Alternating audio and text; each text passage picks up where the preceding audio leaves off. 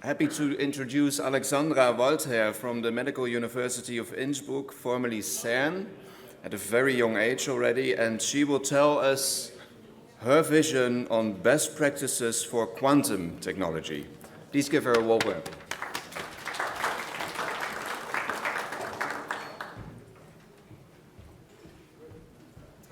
Hello, I'm also from Austria and I really like to be here, so thanks for inviting me.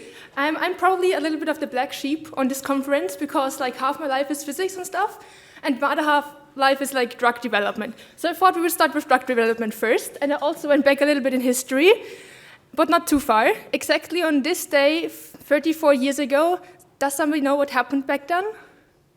Probably not. So the first time a gene transfer was done into humans by Stephen A. Rosberg. And what he did was he was working with cancer cells, and cancer is like a dense cell mass, and you actually want to attack this cancer with your immune system, but when it's so dense, you do not get in there. So what he did was he took some immune cells, expanded them in the lab, and to see and to find these immune cells afterwards to see if the therapy worked, he changed the genes in the cells. And he put in neomycin resistance as kind of a marker gene to find out how the therapy works in humans. And what he did was he tested it in a first-in-man trial, which is like a phase 1 clinical trial, and the genes of the participants themselves were not altered, but of the immune cells, and it worked very well. This paper with the first gene transfer in humans, why did I mention it? Because of two things. First off, I think it's an ideal day today to talk about responsible technologies, because from this gene transfer, we now go into gene technology, and we also go into immunotherapies for cancer, and if you look at the market, in these 30 years, a lot of things changed.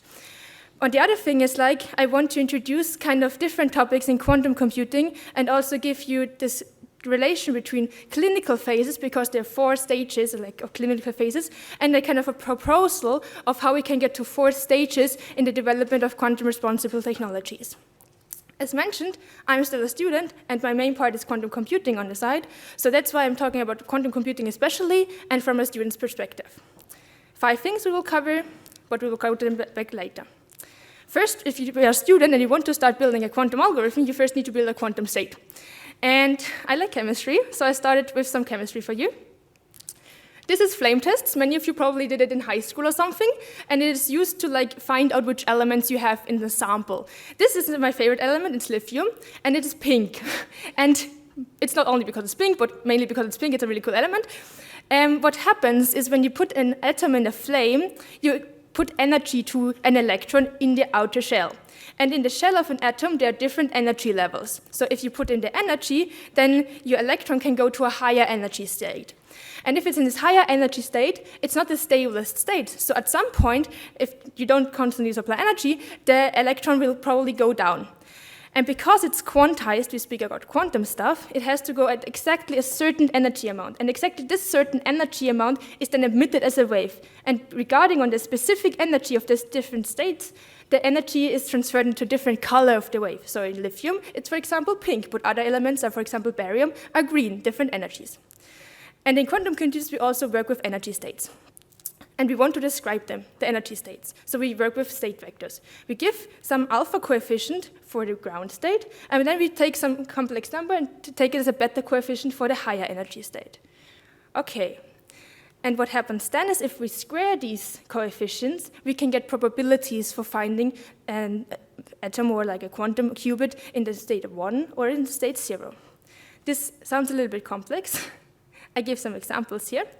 For example, if we always know that our electron will be in the ground state, or a qubit will be in the ground state, then the alpha coefficient is 1, because 1 squared is 1, 100% probability of finding it in the ground state. On the other hand, if we always find it in the 1 state, then we have the beta coefficient of 1, because beta, 1 squared, is our probability of finding in the 1 state. Okay, so we can switch between 2 energy states like an elevator. But what if we can use the elevator quite correctly? What if we only supply 20% enough energy? We get stuck in between floors, right? And what happens then is we are in this superposition. We don't really can look at it, and if we want to look at it, it's going to split up. So if we measure it, it splits up, depending on, for example, if we put in 20% enough energy, in 20% we will have succeeded and find it in the upper state, and 80% we will not have succeeded and we will find it in the ground state. There are also 50-50% superpositions. So the coefficients and probabilities are related. And for 2 qubits, you then not only have 2 coefficients, but you can also have like 4 coefficients. And that is why people say quantum computing scales with the power 2 to the power of n, with n being the number of qubits. Different coefficients for combined states. Okay. Having a quantum state, the next step is to build a quantum program. The goal of a quantum program is to change these state vectors. So we want to change these alpha, beta, gamma, whatever. And I want to give you a quite easy example here. So for example, we start with one state vector, and then we want to go to the state vector 2. So from alpha 1 to alpha 2, from beta 1 to beta 2. And mathematically, we do this with a matrix multiplication. So we multiply it with a matrix, and then we will arrive at another vector. This is just how math circuit. And this matrix we use as gates, or we call it also operators in quantum physics. And this is what we do. So we have the qubits, we apply gates, and then we come to a solution, hopefully, if we do it correctly. There are different ways to kind of write a quantum program. For example, here I just started to use Qiskit, which is applicable with Python. The first thing you need to do is actually not that complicated. So you import your libraries, which I wrote in here. Then you initialize your state. So you put in the qubits, and then these have the state vectors, the initial state vectors. The second step is then you apply the gates. So you now tell these qubits which matrices they get and how they are connected.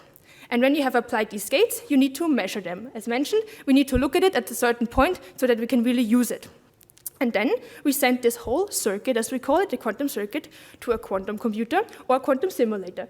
I used this yesterday, so I sent it to Lima, which is a quantum computer from IBM, and I did 500 shots, because if we only look once, we get only the one probability. We need to get some statistics on it.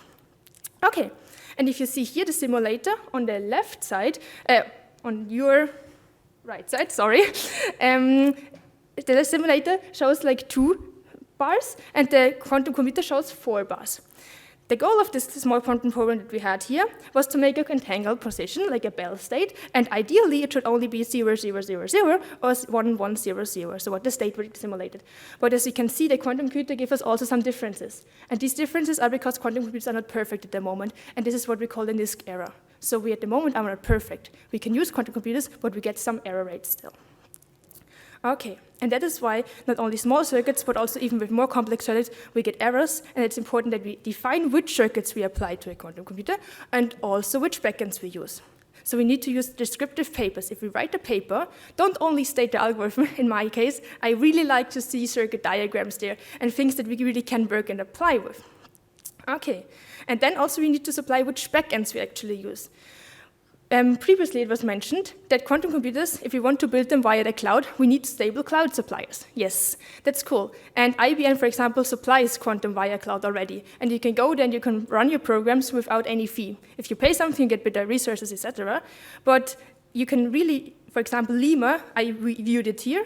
And then there are also more complex systems like this one here.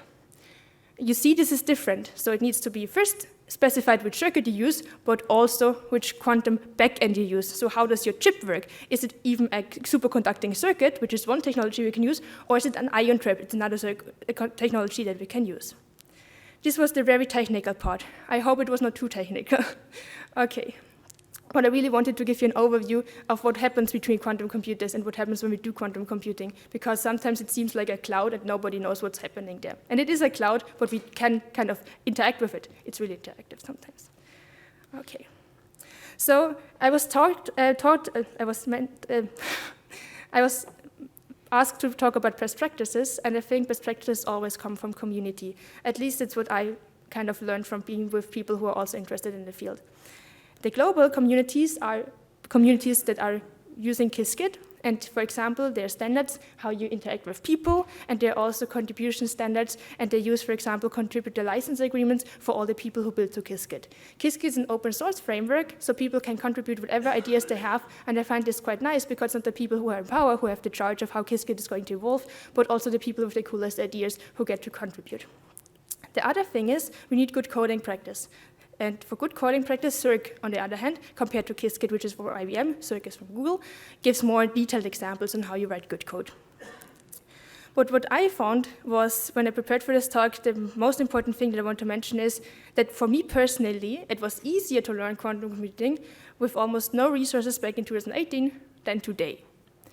Why is that? Because as soon as we have information overflow, at some point it's hard to learn things and it's hard to find out what the important points are. And I definitely cannot learn quantum computing in 5 minutes. It takes time, practice, and a lot of calculations. Sometimes we just have to sit down and do the damn calculations. I hate them too, but sometimes we need to do this. So what we started to do with two really lovely people, with Nico and with Samia, I'm head of the Quantum Society Austria. And what we found is that when we kind of think about developing educational materials and developing ideas together as a community, there are actually two interests here. First, people come to quantum computing with the interest of being a programmer, and then we want to have something stable, something applicable with a syntax that works. And then there are people who are scientists who also come to quantum computing, but they want to develop new algorithms and want to have something adaptable, and they want to grow in different ways. And they also want to have the whole theory explained. While for a programmer, we would have, in the best way, the shortest version of a function, so shortest algorithm function, and then some parameters, and it should work. A scientist wants to look a little bit behind it as well. And these two people need different kind of best practices, and they also have a different way of thinking about problems. So what we love to do is to meet up, discuss things together, but then everybody can do it hands-on themselves, because then you get a feeling for what quantum technology and what quantum computing actually is. Because just talk is not going to always do it, and then we can write good documentation. The frameworks that I want to introduce in the end are, as mentioned, this correlation between pharmaceutical development and how we can arrive at good, sound results for quantum computing. So in clinical development for a drug, we have 4 phases. The first 3 phases are before we have the market application, the market approval, and the phase 4 is afterwards as a life cycle management. I will step quickly through them. So in phase 1, as we mentioned, we have, for example, 5 people who get a drug or a treatment. This is small, first in man, and here we look for the critical safety issues, like does it work somehow, but what's also very quickly is like safety. Then if we see, okay, there's not a huge threat, then we go into phase 2. There we look now at the mode of action, and we develop a safety profile or a character profile of the molecule. Then in phase 3, we enlarge in the patient population, that we can study subgroups, different ethnicities, different people, and how it works, for example, with different cancer types, not only one cancer types. And here we do confirmatory tests. And then if all of this works and we understand different subgroups, we understand how it works in different kind of people, then we can go to the market and approve it for the whole world. And then we do life cycle monitoring and adverse monitoring, post-approval. So we scale up consistently and do checks in between. That's the whole point. And I thought maybe we can do this with quantum too. Maybe responsible quantum technology can look this way, that we kind of find out something that works as a quantum thing. Like first in quantum, either new algorithm or new technology. And then we go into phase 2 and we start to really do a mathematical model formulation. We kind of find out how it really works, and we also formulate ethical questions to understand the safety thing. Then in phase 2, which is where we are now, we can use something in the NISC area to test things on different backends. Different backends, different circuits, we need to have a modularization here. And then we can gain deeper understanding. And in phase 4, we can move outwards. We can kind of approve this quantum technology to be safe, where we understand enough, we have mathematical models, it's kind of variable to different backends, etc. And we can apply educational material for the whole world and do legal surveillance as a whole circular process. Okay. And I really like to say things that we mentioned for the conference papers here. So we want to safeguard against risk, we want to engage stakeholders in the process, and we want to advance quantum technology. But for quantum computing, I thought maybe we can add a turtle checklist, because sea turtle, I like turtles. So yeah, and it kind of gets into the map. So the first thing that you can check when we work with quantum algorithms or new innovation here is like, is it technologically sound, or is it just a claim that somebody says? Okay, check, it's technologically sound. Is it a unique solution, or is the papers already out there? Maybe it's a unique solution, that's great, then we have good information. The third thing is, have we done it reproducibly? So if I write a paper, have I put in a circuit that other people can reproduce, or did I just wrote something? We want circuits. It helps a lot for us people, especially young people, if we have something like kind of a recipe to work with. Then third, have we tried to transfer to different backends? Have we tried to apply it to different problems? Is it really good for different world problems, or are we trying to just build problems to work with the technology? That's not good. We want technology that solves real world problems. And then the 5th thing is legal material, and the 6th thing is educational material. So technology sound, unique, reproducible, transfer, legal, education, turtle. Check. Okay, that was my part. I think there are so many cool people working in this field, especially also young people who are probably not always in research groups, but I've talked to amazing people, and I think they're all with a really good heart in this field, so actually have a lot of positive feeling towards developing it in a positive way if we work together. Yeah, okay, questions?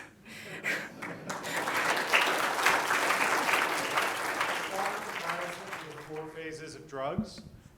Testing was very interesting, but of course, one of the things that we know is that those 4 phases are imposed by an external entity, by FDA. Yep. Yes, that if exactly. pharmaceutical companies had their way, they might structure their trials very differently and make very different decisions. So I'm curious whether you're kind of leaning towards thinking there needs to be the same kind of external agency kind of supervening, or whether you think we're going to get to something like the 4 phases by internal standard setting by the regulated community. That's a really good question. I completely agree that the science that we use in drug development are getting more and more modular, and it's not the 4 stages anymore that are so clear and defined. But what I do think is that everything, as soon as we have like a structure or checklist, things normally work better. So I think if we work with quantum technology also in like a 4 stages approach, and ideally, for example, after 3 stages, there should be an approval company or somebody who really looks deep into the thing. It would help a lot to make us understand like what is actually out there, like everybody on the same level of knowledge, and also people checking like if it's sound and if it's not only a claim. And it would also be harder to just put in claims that nobody really understands in the world. Yeah. I hope this answered the question. Okay. Thanks a lot for the great talk. I also like the 4 phases, and I also like the sea turtle. And I wonder whether you have any thoughts on how to balance the safety of a turtle with the speed of a tuna. That's a really good question. So balancing speed and safety must come from the people who speed through the things. I think the people who develop are also kind of responsible for safety, and not necessarily, but I do think that if people develop something with a good and high speed, they also have all the information in, for example, their own lab group. So if they think about the safety things, safety concern at the same time, then safety also can move forward very fast. So if the safety concerns, and that's why I put it in the same phase actually here, as we can see. So the mathematical model formulation, the ethical questions are in the same phase. So I think the same people should be responsible for formulating mathematical models and also formulating ethical questions, because they have the information, the best information. Yeah. Yeah, thanks. Really, really great talk. I'm just really curious on this 4 phases here. So in the context in which you presented it, if you have a drug, the kind of drug has like an immediate impact on people. But when it comes to quantum technology, we're looking at something which is more far remote. And so I'm curious as to what your thoughts are on how you would cross that bridge. Because if I have a quantum computer, I have a set of algorithms, it's not immediately like apparent what the actual impact of that set of activities is on an individual versus a drug that they could take and maybe die from. So.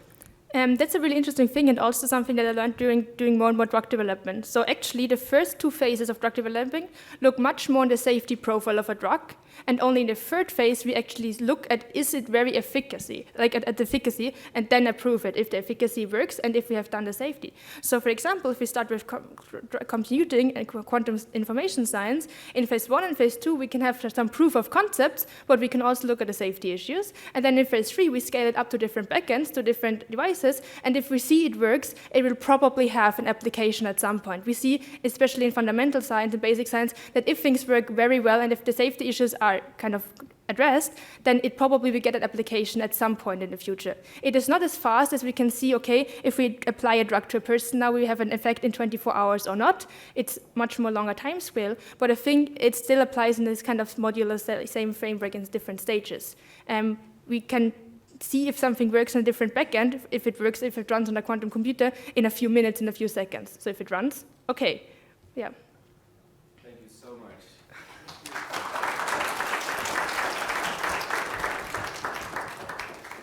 That was amazing, Alexandra. Thank you so much.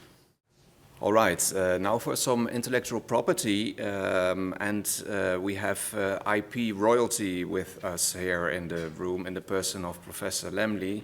So I hope Timo and I will get it right. The main goal of our talk is to examine the need for quantum-specific innovation policy mechanisms. In simple terms, are the IP systems okay as they are, including connections to antitrust in the US, in the EU, and in Asia? Or do we need perhaps incremental reforms and clarifications for quantum and the hybrid approaches as they are entering the global markets now? In case we need changes to the system, would these apply to the whole Adams family of quantum technology or just to computing or sensing using a differentiated approach? So I recently teamed up with Professors Timo Minsen from CBO Copenhagen and Professor Matteo Aboy from Cambridge University to put the theoretical findings from a Berkeley paper I wrote 3 years ago to the test. Using empirical methods based on a large data set compiled by Matteo that told us exactly which companies, universities, and countries have the quantum patents which influence quantum market power. Our teamwork was absolutely gratifying. Unfortunately, Professor Aboy had responsibilities in Cambridge. We hope to have him here next year. Timo and I thank Matteo for the empirical work and for creating the data set, which is groundbreaking in the quantum field. Our 2 papers were accepted in European journals published and edited by the Max Planck Institute, Springer Nature, and Oxford University Press. But yet there is still so much to discover and learn into this novel field. We are just scratching the surface and we look forward to your input on these matters. So in short, and Timo will get back on this, my Berkeley paper theory stated that IP portfolio strategies in quantum computing potentially lead to IP overprotection forever, in perpetuity. Analytically, I concluded that the ensuing IP overprotection in the field of quantum computing may lead to barriers for quantum startups and to unwanted concentrations of market power for first movers who are here with us in the audience.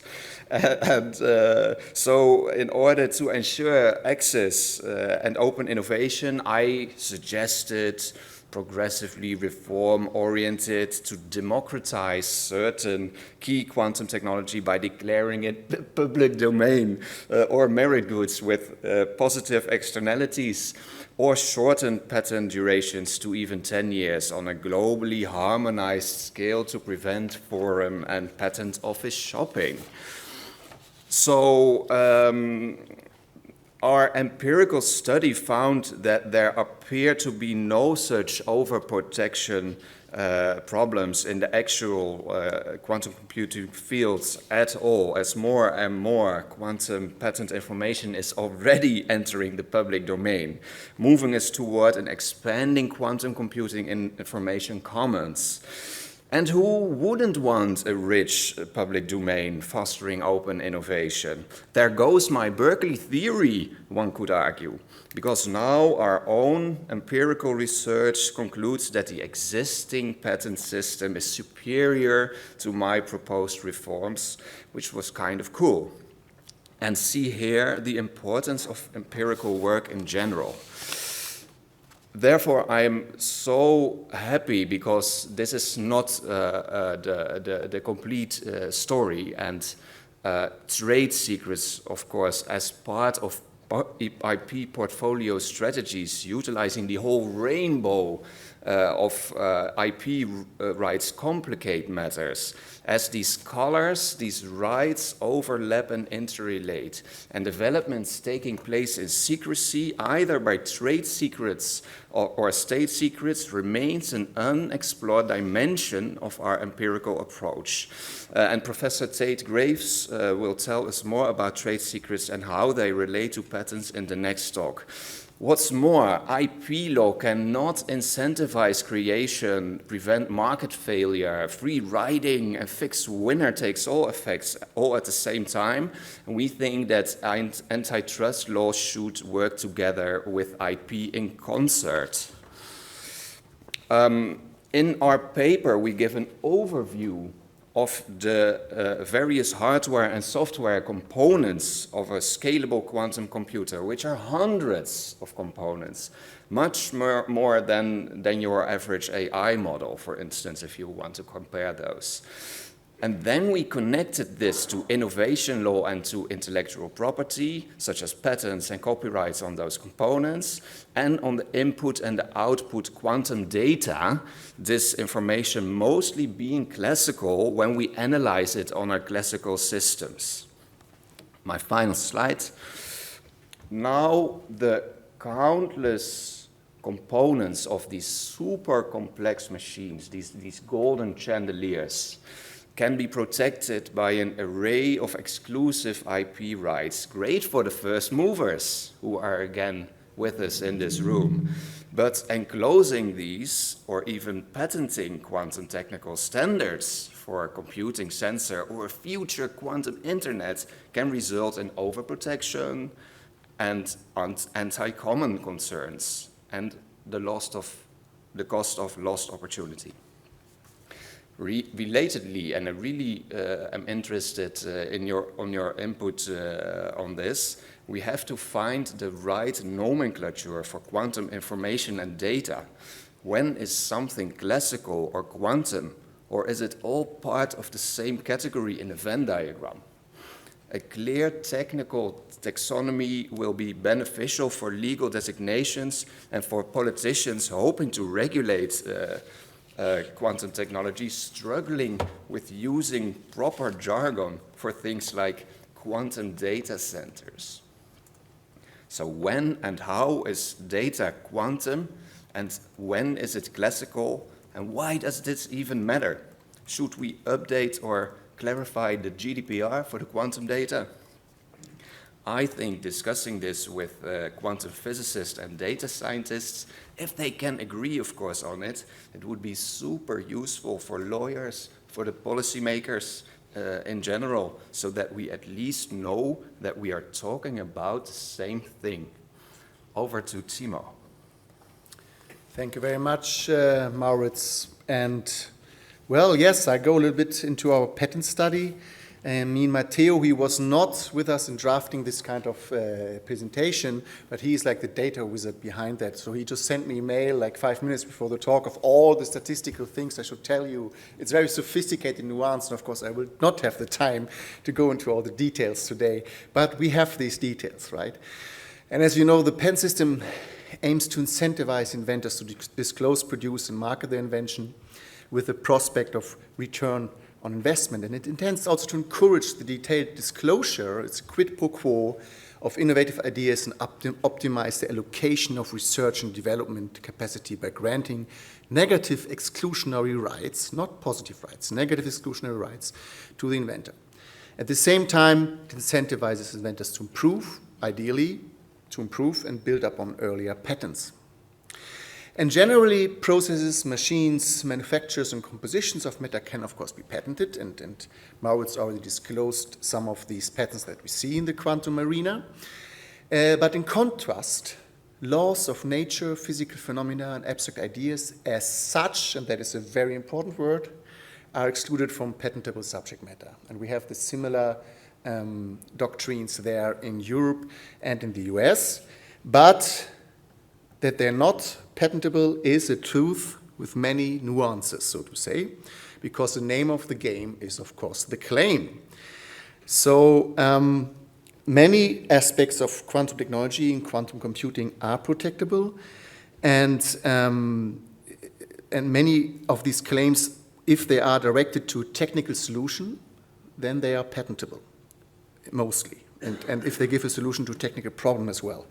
And obviously, the possibility to protect quantum inventions and applications through patents, and thereby getting this negative exclusionary right to explore the technology, has a huge effect, obviously, on market power, competition, and the innovation ecosystem as such.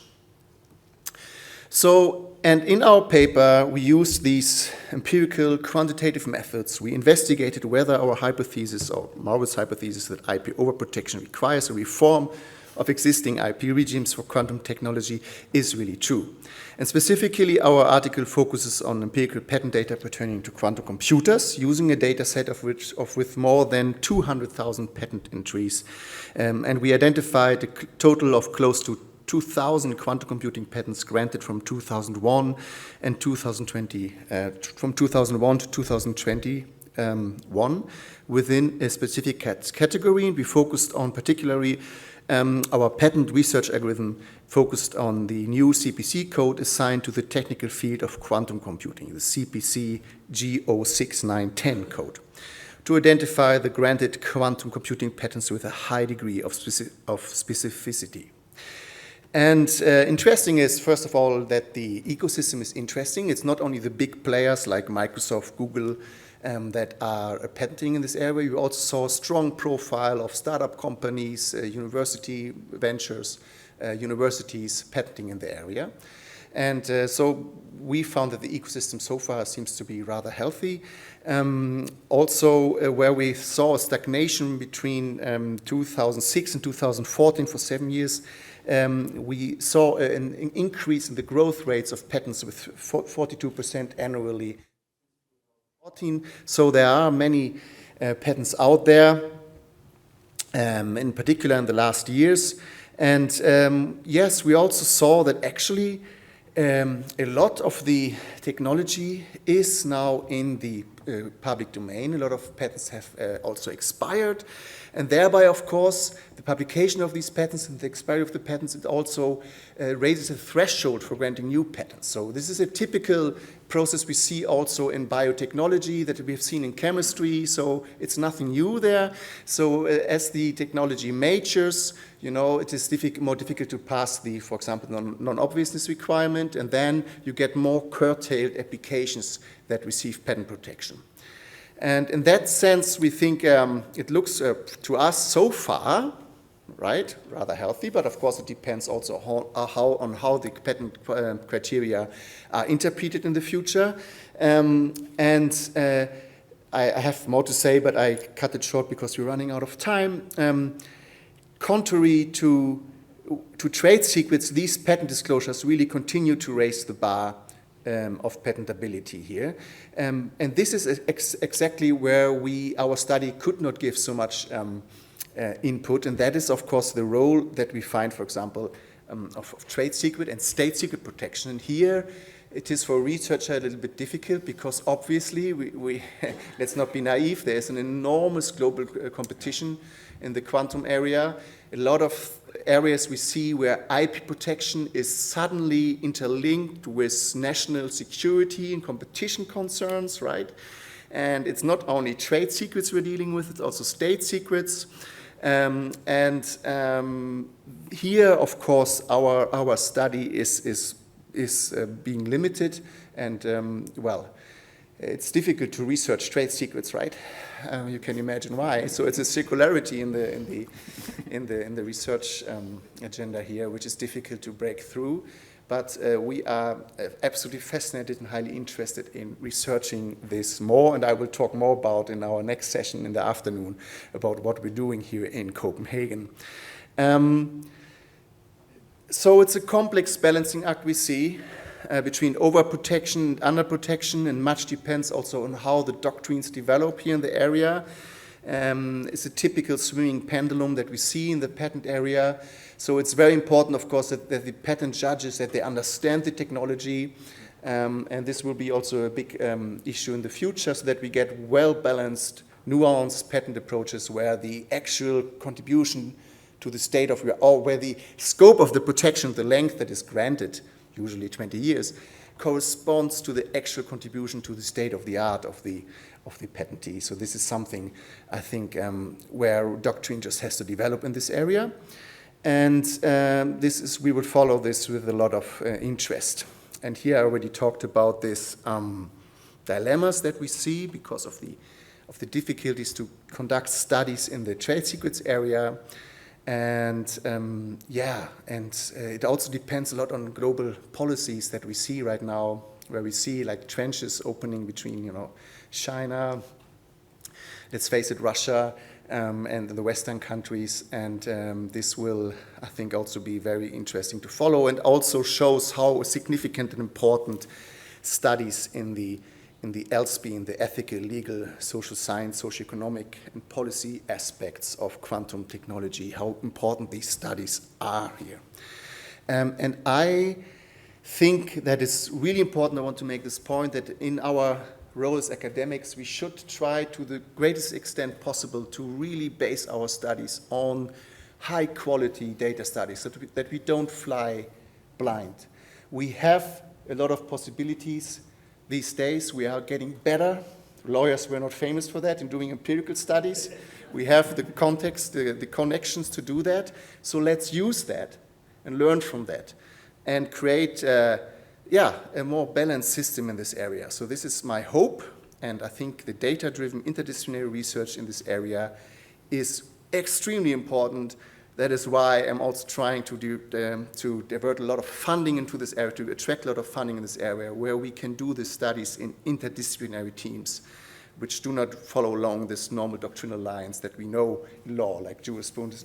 Legal dogmatics doesn't bring us too far here, although it helps a lot in discussing patent judgments, obviously. So these are our main takeaways. You can read them. I don't go through them, and I leave the room now open for questions because we're running out of time. 2 minutes for questions.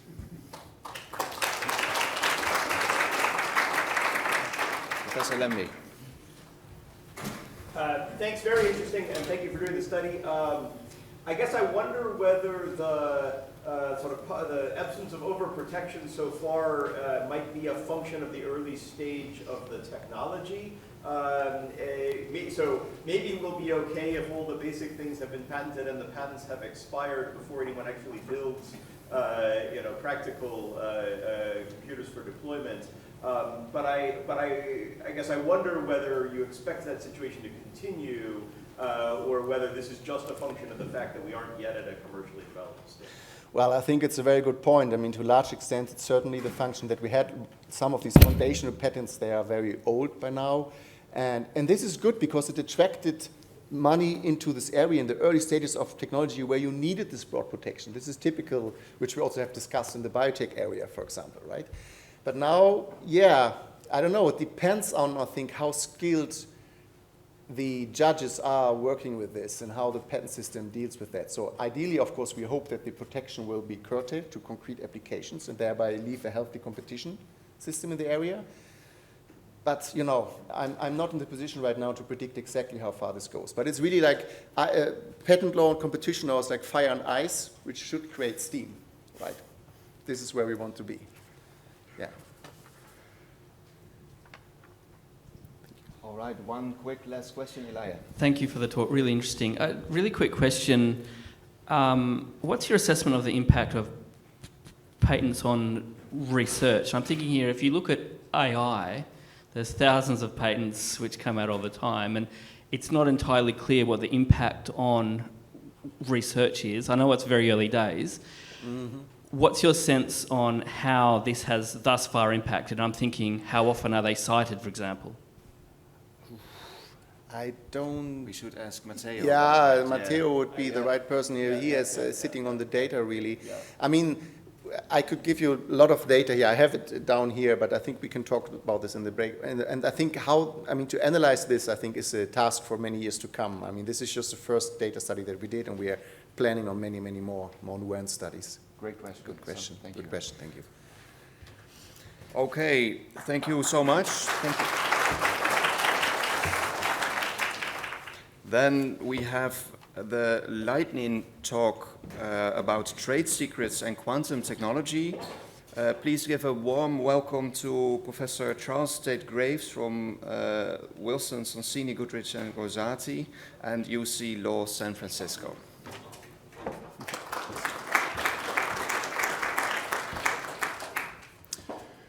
Well, good morning, everybody. It's fantastic when scientists and legal specialists can get together to discuss difficult public policy questions. I wish we could do this more often. With every new technology, there are difficult questions in balancing intellectual property rights between at least three different interests.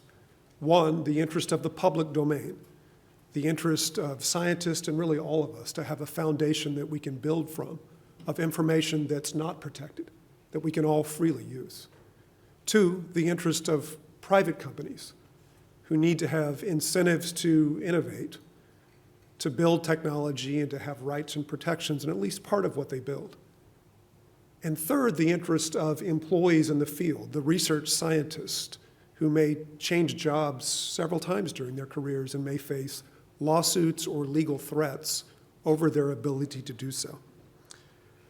What I'm going to do today to situate this is first talk about trade secret law really for non-lawyers, explore how it differs from patents and copyrights, and then lead up to the wonderful paper that Moritz and Timo just presented and discuss some of the public policy trade-offs in focusing on trade secret rights versus patent rights and charting the best course ahead for all of us.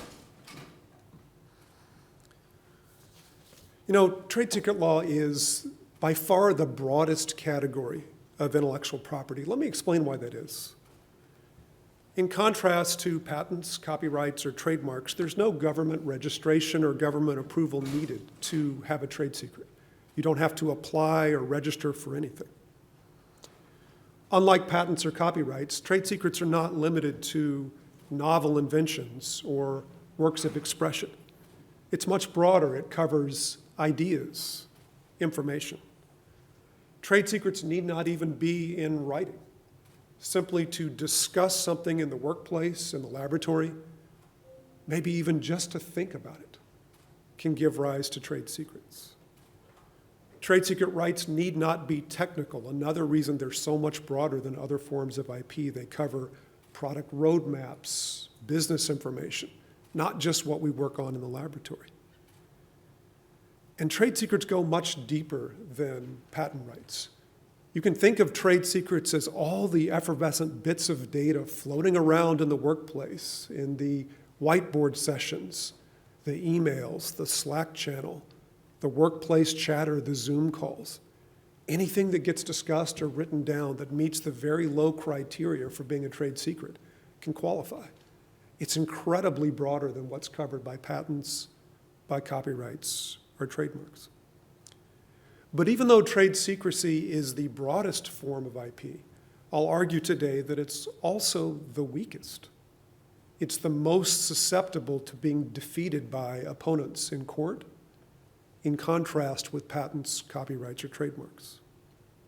I'll talk a little bit more about that in a moment. If you ask me what is the main question that trade secret law tries to cover, distinct from patents or copyrights, I would tell you that trade secret law tries to decide when an employment relationship ends or when a business partnership ends, who gets to keep what and who gets to take what on both sides of that breakup, on both sides of the dissolution of that relationship. It's a relationship-based area of law where we're trying to figure out and allocate interests between employees like scientists who work for companies and businesses who work together. It's especially thorny when you think about employees who have ideas and thoughts in their own minds, years of graduate school training, and separating what they do and what they think about from what their employers can own as property is a difficult and often fascinating question. Here in the US, we have both federal and state trade secret law. You know, and trade secrets do have overlaps with patent rights. If you stop and think about it, every single patentable invention that comes from a company begins its life cycle as a trade secret. Somebody has to elect, someone has to decide to take that information and use it to apply for a patent. And if you don't, if it meets the criteria for trade secrecy, it just remains a trade secret. So there's a one-to-one relationship between a patentable invention and a trade secret, at least in the private company context. There can also be overlaps with copyrights, especially when we're talking about software code. If I program code, if I'm a software engineer, my expression, my code is protected under copyright, just like someone who writes a book or a work of music. But the ideas within that expression, the ideas are trade secrets. So you can have a trade secret right and a copyright right together concurrently in the same information at the very same time. You can even litigate both in court at the same time. And because trade secret law is relationship-based, as I just mentioned, there's a big overlap with contract terms and contract language. Almost all of our trade secret lawsuits in court end up looking at the terms of either an employment agreement between a scientist, an engineer, and his or her employer, or a business contract between two companies, maybe a joint venture, two collaborators, business partners, who shared information and then have a dispute over who gets to take what or who gets to keep what. And of course, we should contrast trade secret rights with the public domain. By definition, everything in the public domain cannot be a trade secret. By definition, trade secrets are that which is not in the public domain. You can think of this as a constantly shifting ground because every single day, technology and science companies divulge more and more information into the public domain. New patents, white papers, academic papers, announcements on websites. Think of it just a never-ending churn of information that was a trade secret yesterday and is now in the public domain today. What is a trade secret?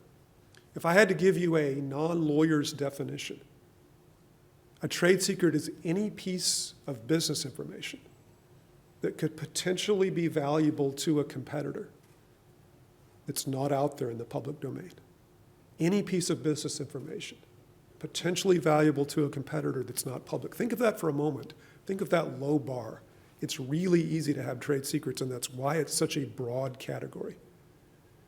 We use the word misappropriation in trade secret law instead of infringement as we do in patent law. But misappropriation generally means using, disclosing, or even acquiring somebody else's trade secret without authorization.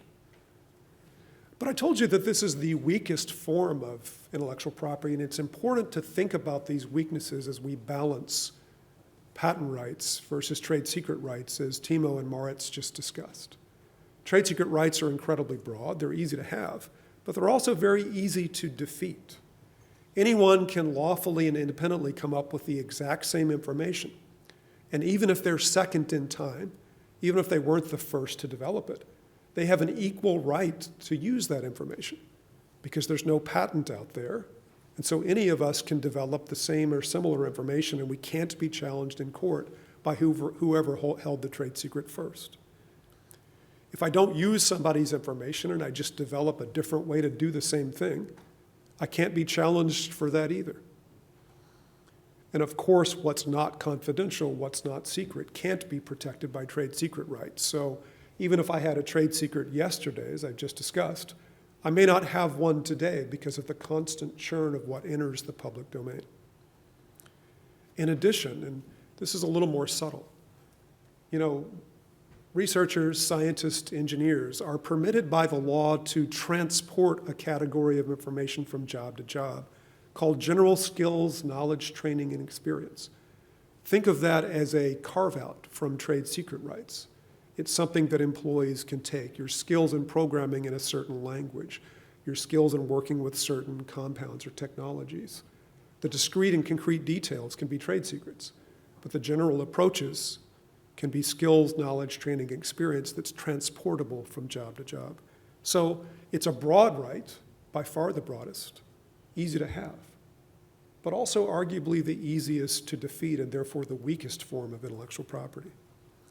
I do want to tell you, because it's important, that there are related areas of law that a lot of our lawsuits are about. Non-disclosure agreements between businesses, non-competition agreements between companies and their employees. And by that I mean these contract terms that say, for example, 1 year after you leave your job, you may not work for a competitor. Many of our US states permit those. Many countries, including in Europe, do as well. And sometimes we have battles over invention assignment agreements where a researcher or a scientist creates something on nights and weekends away from the workplace, maybe with an eye toward a future startup. And then there's a battle over whether their current employer gets to own that, notwithstanding that it was created on nights and weekends at home in furtherance of a plan for a different business. There was a big increase in trade secret lawsuits since the 1990s. People pay a lot more attention to this area of law than they did 10 or 15 years ago. That's leveled off, but we still have a very high number of these lawsuits all over the United States. Compared to patent lawsuits, which are bad enough, I want to tell you these things are incredibly costly, difficult, and disruptive for everyone involved with them. Part of the reason is that discovery, at least in US litigation, is incredibly broad. Lawyers get to ask for text messages, emails, they get to image and take images of people's personal devices and computers. They're all hunting for the needle in the haystack that will show the transfer of a trade secret. And so trade secret lawsuits can sometimes be exponentially more expensive for both parties than a patent lawsuit would be. They also give rise to something that we don't see in patent law that's very important for all of us who work in the field. Trade secret law centers a very important policy debate over the rights of employees who change jobs and the rights of their employers. There's legitimate interest on both sides of the scale. The employer wants to hold on to information that it paid to develop. The employee wants to be able to move to the job that will pay them the best and give them the best research situation. Both of those interests are legitimate. And I'll tell you, here in the US, our 50 states struggle in different ways to try to accomplish that balance. So that brings us to where we are today. Moritz and Timo did a wonderful study, an empirical study, on patents in the quantum technology field. But their paper also discusses some of the difficult problems in striking the right balance between patent rights, the public domain, and trade secret rights. As we all know, patent applications lead to public disclosure, and at least at some far point in the future, as Mark pointed out, theoretically we can all benefit once the patents expire, but that can take a long time, but at least it's out there.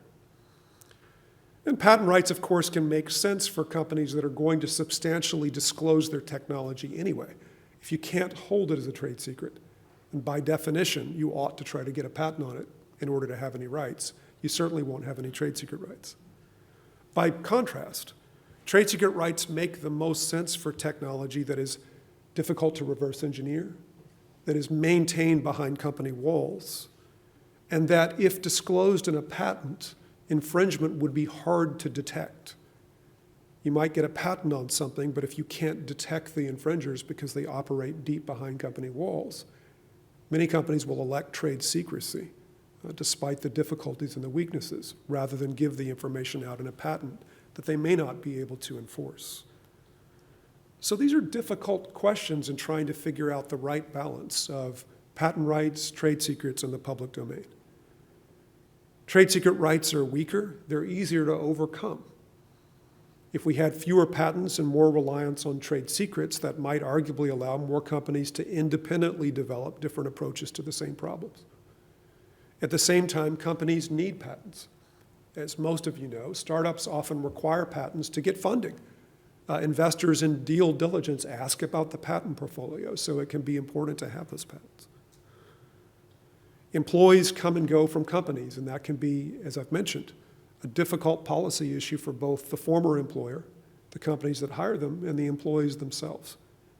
Struggling to get the right balance there between what employers can hang on to and what employees in the field, what scientists in the field get to take is a tough question.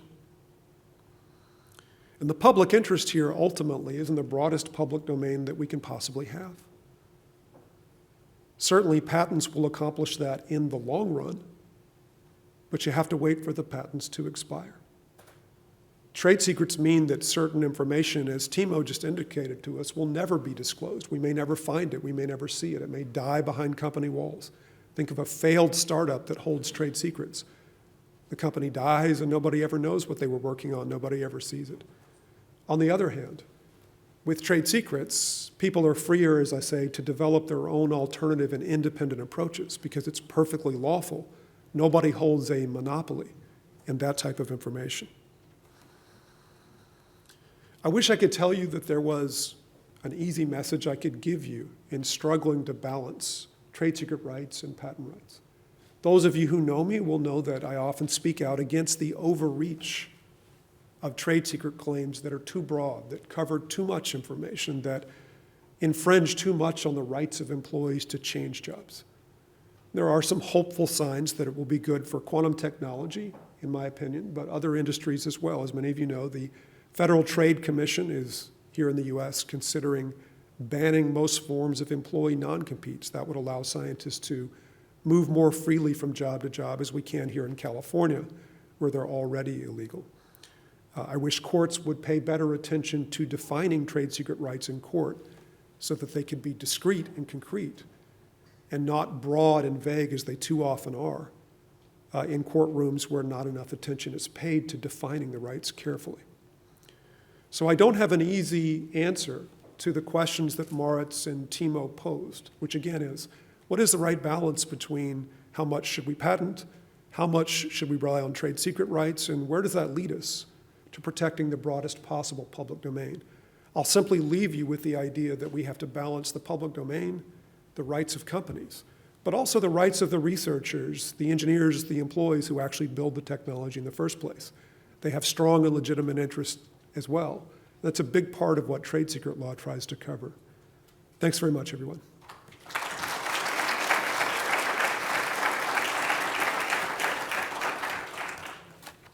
Happy to take questions. Hand back here.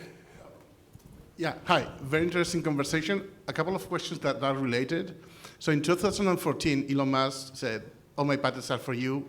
Our Tesla added value is going to be the vertical integration. And do you see that happening in quantum, based on what you said? And second of all, does it mean that California is going to lead the nation in quantum because we already have those protections, essentially, that you are advocating? Yeah, so I have not seen that with your first question. It's something that we need to study. I wish we could do the empirical studies of trade secret rights in the public domain the way Timo and Moritz has. It's a big challenge. It's hard to study how trade secret rights are treated, in part because they're behind company walls. And even in courtroom cases, the records are often sealed so that people like me who publish in the field can't always get the information we need. So I wish I knew more to answer your first question. The second one, I think you're right, and this is nothing new. It was Professor Gilson here at Stanford, I think 25 years ago, who first put out the thesis that when you don't have non-compete agreements, when scientists and researchers are free to move from job to job, you get a net increase in innovation. You get economic clusters that are more dynamic, that build more, that create more, that develop more, while simultaneously arguably better balancing the rights between companies and employees, in contrast to jurisdictions that lock people down with long non-compete agreements. So an interesting debate that's been going on for 25 years and people are still going at it. If you had to stack up all the papers on that debate, it'd probably be this high, but I'm glad you raised it. Anybody else? Right here.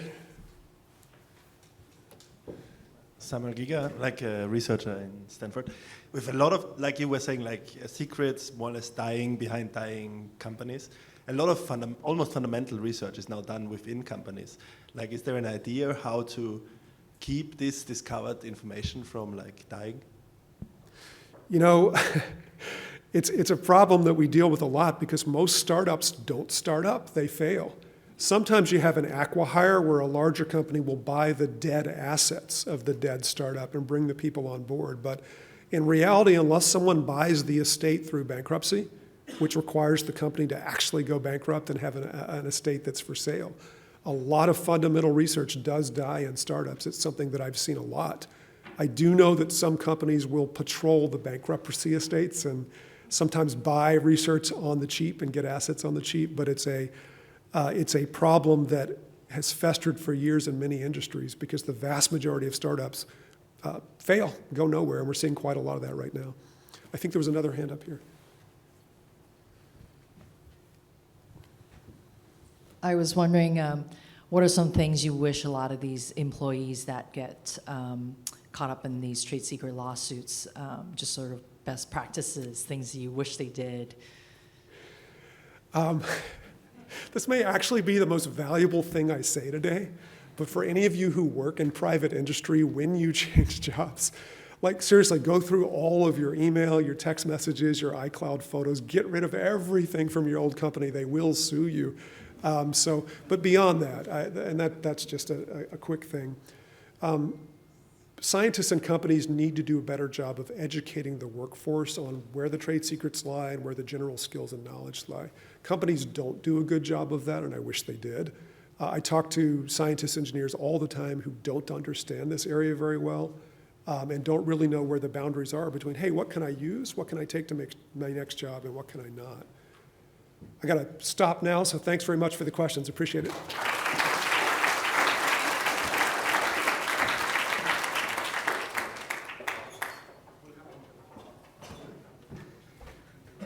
Thank you so much, Tate, for that wonderful lightning talk. Now we have a coffee break and a musical interlude by the wonderful Jin Hee and Justin. Thank you.